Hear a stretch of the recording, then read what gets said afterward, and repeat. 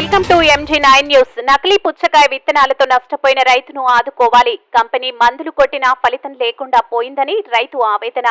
కర్నూలు జిల్లా పెదకడుబూరు మండలంలో దాసరి శ్రీనివాసులు అనే ఒక రైతు సాగుబడి చేస్తున్న 2.50 సెంట్ల భూమిలో పుచ్చకాయల పంటను ఆశించి Yemmiganur Ganesh hybrid seeds fertilizers shop నందు పొలంలో సాగుబడి చేయడం జరిగిందని రైతు విభాగం రాష్ట్ర అధికారి ప్రతినిధి నరవ రమాకాంత్ రెడ్డి బుధవారం దాసరి శ్రీనివాసులు అనే రైతు తన పుచ్చకాయల పంట పొలంలో విలేకరులతో మాట్లాడుతూ రాష్ట్ర ముఖ్యమంత్రి వైఎస్ జగన్మోహన్ రెడ్డి నష్టపోయిన రైతన్నలను ఆదుకోవాలని డిమాండ్ చేశారు.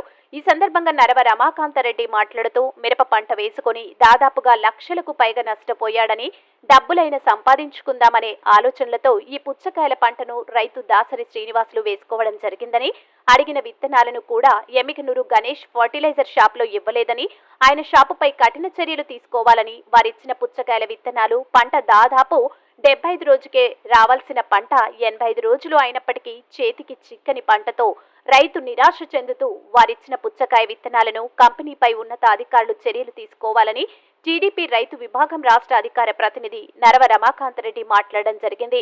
ఈ నకిలీ విత్తనాలు విక్రయిస్తున్న షాపులపై సామాజిక అధికారులు చర్యలు తీసుకోవాలని, అలాగే తక్షణమే ఏవో విచారణ చేసి నష్టపరిహారం అందించాలంటూ రైతన్న ఆవేదన వ్యక్తం చేశారు.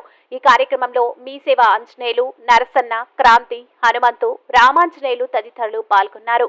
MG9 టీవీ న్యూస్ తో పెదకడుబూరు రిపోర్టర్ ఎస్ అరుణ్ కుమార్. మంత్రాలయం నియోజకవర్గం పెద్దకడుబూరు గ్రామంలో దాసరి శ్రీనివాసులు అనే మాల రైతు పొలంలో ఉన్నాం. ఈయన దాదాపు 85 రోజుల క్రితం ఈ కల్లంగడ వాటర్ మిలన్ పంట వేశారు. ఇది ఒక రైతు నిలువున మోసపోవడానికి కారణమైంది.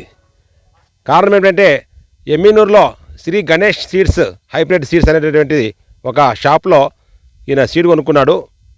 ఈ సక్రమంగా జర్మినేషన్ రాలేదు. జర్మినేషన్ వచ్చినా కూడా పంట రాలేదు. ఇది 100% ఈ సీడ్ ఫెయిల్యూరే. దీనికి కారణం ప్రభుత్వం దీన్ని బాధ్యత వహించాలి. ఎందుకంటే ఈ యొక్క వైఎస్ఆర్ ప్రభుత్వం రైతు ప్రభుత్వం అని చెప్పుకుంటుంది, కానీ రైతు వ్యతిరేక ప్రభుత్వం ఇది. విత్తన చట్టం అనేటటువంటి సమర్థవంతంగా అమలు చేస్తే ఇలాంటి కల్తీ విత్తనాలు తయారు చేసేటటువంటి షాపులు కానీ ఉత్పత్తిదారులు కానీ ఉండరు. కేవలం వాళ్ళు ఇచ్చేటటువంటి మామూళ్ళకి ఆశపడి ఈ డిపార్ట్మెంట్లు అయితేనేమి, ఈ యొక్క అగ్రికల్చర్ డిపార్ట్మెంట్ అయితేనేమి, హార్టికల్చర్ డిపార్ట్మెంట్ అయితేనేమి, మరి ఇవన్నీ ఏం చేస్తున్నాయో మనకు అర్థం కావడం లేదు. ఈరోజు విత్తన చట్టం కనుక సక్రమంగా అమలు చేస్తే రైతుకి ఎలాంటి నష్టం ఉండేది కాదు. ఈరోజు ఈ ప్రభుత్వంలో రైతు సర్వం కోల్పోయినాడు. ఖచ్చితంగా ఈ రైతు ఈ యొక్క 2.5 ఎకరాల్లో 1,50,000 రూపాయలు పెట్టుబడి పెట్టాడు.